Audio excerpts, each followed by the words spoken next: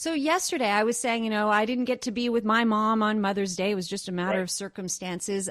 Prime Minister Trudeau also was not with his mom because he, along with Chrystia Freeland, Melanie Joly, were in Ukraine, a surprise visit to meet with President Zelensky. I would love for you to explain that this goes beyond like symbolism. This is very significant.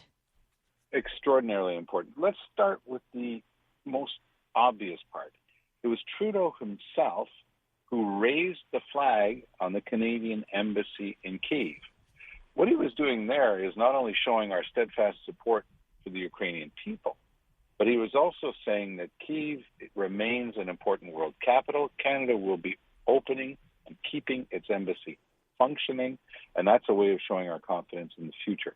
And that is something that is easily communicated to a population that was so afraid over the weekend, because, of course, today was Victory Day. Mm-hmm. May 9th is the day that they put on the calendar every year in Moscow for that massive parade to commemorate the end of the Second World War.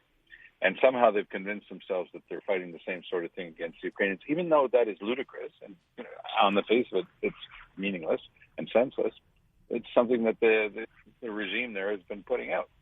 So Trudeau's showing up, being with Zelensky. He had two senior ministers with him, of course, one of whom speaks fluent Ukrainian in the person of Chrystia Freeland, and of course Melanie Joly there too, our foreign affairs minister. So really, in every literal sense of the word, showing the flag and symbolically as well. And I think that the message, $1.5 billion a year now that we're going to be ponying up to help Ukraine, that's a sizable chunk of change for a country the size of Canada. And I think that we can all be very proud. I think that also it has to be said that it was gutsy on the part of Trudeau, because look, less than 2 weeks ago, the Secretary General of the United Nations was in Kyiv, and just as a way of showing what a bunch of good sports they are, the Russians fired in a couple of those hypersonic missiles that they've been boasting about, and they landed within a couple of blocks of where the Secretary General of the United Nations was. So I think that Trudeau knew that there were dangers involved. The people taking care of his security were probably very concerned. But Trudeau for him, he's the one who simply went and raised the flag himself. So that'll be a memorable part of the history of his time in office. Yeah, I was thinking about the visuals are so important, but it just goes beyond the visuals. I got a great text here from some listeners, Nancy and Bob. They're saying, can you please ask Tom Mulcair this question? Who would lead the Liberals and who would be Prime Minister should, if ever, and I'm going to knock on wood as I say it, but if anything had happened to Justin Trudeau and Chrystia Freeland, who is the Deputy Prime Minister, of course, while they are away, what happens? Well, we don't have the same line of succession that they have in the United States, where in order who everybody is. You go down, if it's not this person, then it's that person. Because even the position of Deputy Prime Minister, it doesn't exist anywhere in the Constitution. It's purely conventional on the part of the Liberals who've been using it for some decades now, but it's never been part of our official institutions in Canada. I think that the most important thing to understand is that there's, again, comparing ourselves to the Americans, you don't have an election for Prime Minister in Canada. It's the party that gets the most seats that winds up being asked by the Governor General to see if they have the confidence of Parliament. So what would happen is the party that has the most seats right now, which is the Liberal Party, would have to go through its own routine to find its new leader. That would probably in the first instance be caucus. There would be a lot of consultation with party officials and the like. But essentially it would wind up being the caucus of the Liberal Party that would put up a leader, and that leader by definition under our system becomes Prime Minister. Is that not, I also just wondered about the protocol of that. I thought that was a great question from Nancy and Bob, but because Chrystia Freeland, yes, she speaks Ukrainian fluently and, represents us so well in that regard, but she is Deputy Prime Minister. So I can't help but wonder is that an added risk? Is that against the normal protocol? Well, again, because the Deputy Prime Minister role is one that's just conventional. It's something put in place by the Liberals.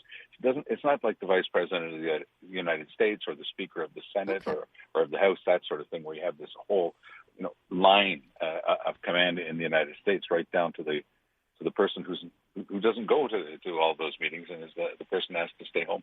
So there'll always be at least one member of cabinet to survive if something horrible happens in the U.S. So we don't have that sort of system. Okay.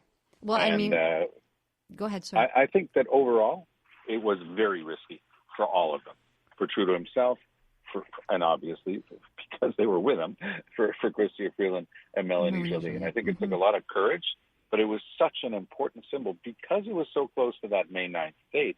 People in Kyiv were all hiding out in every bomb shelter they could get into because they were convinced that the Russians were going to prove just how foolish they can be in this thing.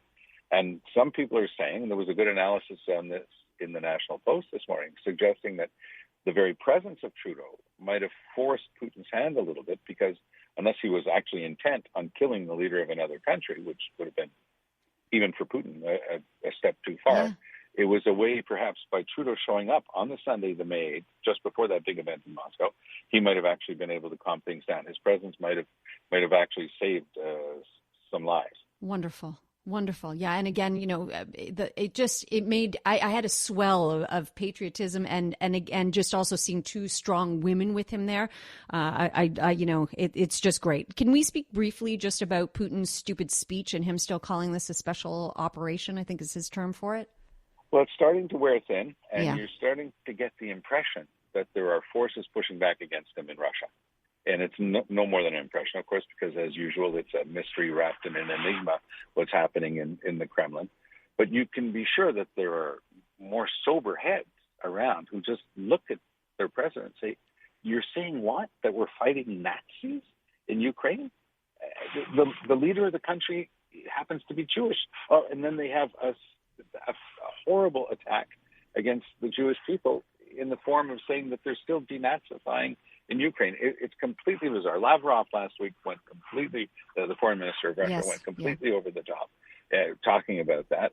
And I think that the most important thing that came out of the G7 meeting over the weekend was a simple statement saying Russia is embarrassing itself in the face of the world for decades to come. And I think that that's what everybody's taking away from this.